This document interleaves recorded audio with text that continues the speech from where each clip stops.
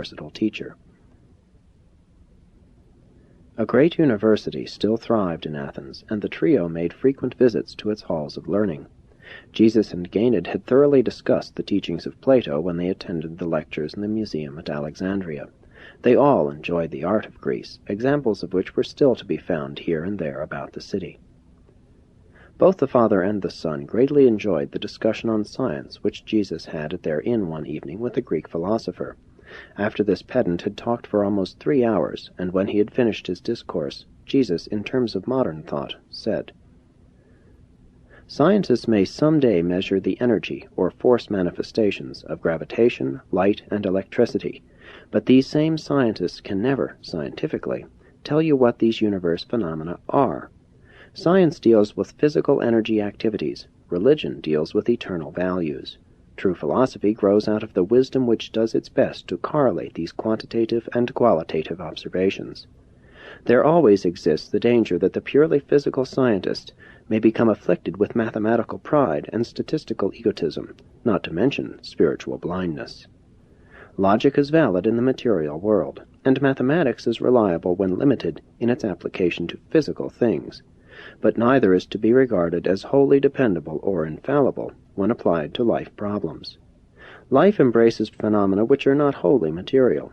Arithmetic says that if one man could shear a sheep in 10 minutes, 10 men could shear it in 1 minute. That is sound mathematics, but it is not true, for the 10 men could not so do it. They would get in one another's way so badly that the work would be greatly delayed. Mathematics asserts that, if one person stands for a certain unit of intellectual and moral value, 10 persons would stand for 10 times this value. But in dealing with human personality, it would be nearer the truth to say that such a personality association is a sum equal to the square of the number of personalities concerned in the equation, rather than the simple arithmetical sum. A social group of human beings in coordinated working harmony stands for a force far greater than the simple sum of its parts. Quantity may be identified as a fact, thus becoming a scientific uniformity. Quality, being a matter of mind interpretation, represents an estimate of values, and must therefore remain an experience of the individual. When both science and religion become less dogmatic and more tolerant of criticism, philosophy will then begin to achieve unity in the intelligent comprehension of the universe. There is unity in the cosmic universe if you could only discern its workings in actuality. The real universe is friendly to every child of the eternal God. The real problem is, how can the finite mind of man achieve a logical, true, and corresponding unity of thought? This universe-knowing state of mind can be had only by conceiving that the quantitative fact and the qualitative value have a common causation in the Paradise Father. Such a conception of reality yields a broader insight into the purposeful unity of universe phenomena. It even reveals a spiritual goal of progressive personality achievement. And this is a concept of unity which can sense the unchanging background of a living universe of continually changing impersonal relations and evolving personal relationships. Matter and spirit, and the state intervening between them, are 3 interrelated and interassociated levels of the true unity of the real universe. Regardless of how divergent the universe phenomena of fact and value may appear to be, they are, after all, unified in the Supreme. Reality of material existence attaches to unrecognized energy as well as to visible matter. When the energies of the universe are so slowed down that they acquire the requisite degree of motion, then, under favorable conditions, these same energies become mass. And forget not, the mind which can alone perceive the presence of apparent realities is itself also real, and the fundamental cause of this universe of energy, mass, mind, and spirit is eternal. It exists and consists in the nature and reactions of the Universal Father and His absolute coordinates. They were all more than astounded at the words of Jesus, and when the Greek took leave of them, he said, "At last my eyes have beheld a Jew who thinks something besides racial superiority, and talks something besides religion." And they retired for the night. The sojourn in Athens was pleasant and profitable, but it was not particularly fruitful in its human contacts. Too many of the Athenians of that day were either intellectually proud of their reputation of another day, or mentally stupid and ignorant, being the offspring of the inferior slaves of those earlier periods when there was glory in Greece and wisdom in the minds of its people. Even then there were still many keen minds to be found among the citizens of Athens. 6. At Ephesus, Discourse on the Soul. On leaving Athens, the travelers went by way of Troas to Ephesus, the capital of the Roman province of Asia. They made many trips out to the famous temple of Artemis of the Ephesians, about 2 miles from the city. Artemis was the most famous goddess of all Asia Minor, and a perpetuation of the still earlier mother goddess of ancient Anatolian times. The crude idol exhibited in the enormous temple dedicated to her worship was reputed to have fallen from heaven. Not all of Ganed's early training to respect images as symbols of divinity had been eradicated, and he thought it best to purchase a little silver shrine in honor of this fertility goddess of Asia Minor. That night they talked at great length about the worship of things made with human hands. On the 3rd day of their stay they walked down by the river to observe the dredging of the harbor's mouth.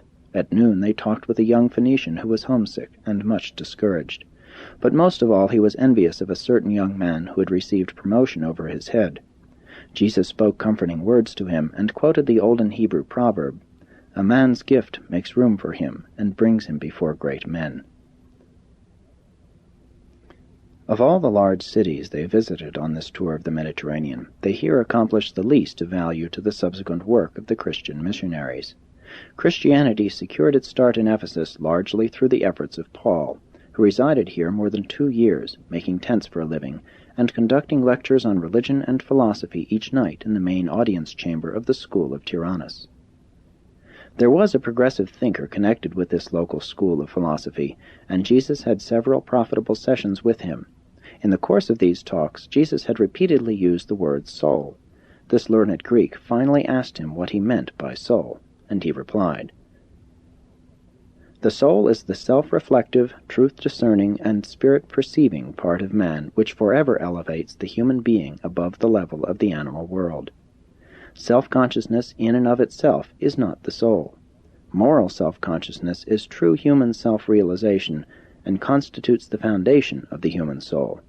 And the soul is that part of man which represents the potential survival value of human experience. Moral choice and spiritual attainment, the ability to know God and the urge to be like Him, are the characteristics of the soul. The soul of man cannot exist apart from moral thinking and spiritual activity. A stagnant soul is a dying soul.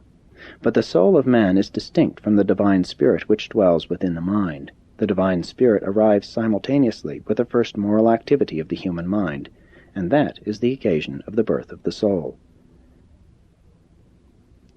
The saving or losing of a soul has to do with whether or not the moral consciousness attains survival status through eternal alliance with its associated immortal spirit endowment. Salvation is the spiritualization of the self-realization of the moral consciousness, which thereby becomes possessed of survival value.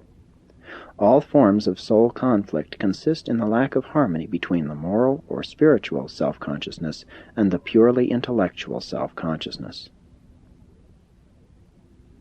The human soul, when matured, ennobled, and spiritualized, approaches the heavenly status in that it comes near to being an entity intervening between the material and the spiritual, the material self and the divine spirit. The evolving soul of a human being is difficult of description and more difficult of demonstration because it is not discoverable by the methods of either material investigation or spiritual proving. Material science cannot demonstrate the existence of a soul, neither can pure spirit testing.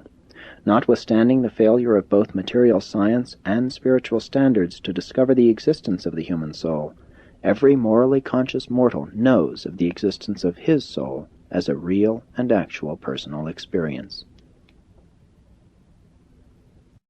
7. The Sojourn at Cyprus. Discourse on Mind. Shortly the travelers set sail for Cyprus, stopping at Rhodes. They enjoyed the long water voyage, and arrived at their island destination much rested in body and refreshed in spirit. It was their plan to enjoy a period of real rest and play on this visit to Cyprus, as their tour of the Mediterranean was drawing to a close. They landed at Paphos, and at once began the assembly of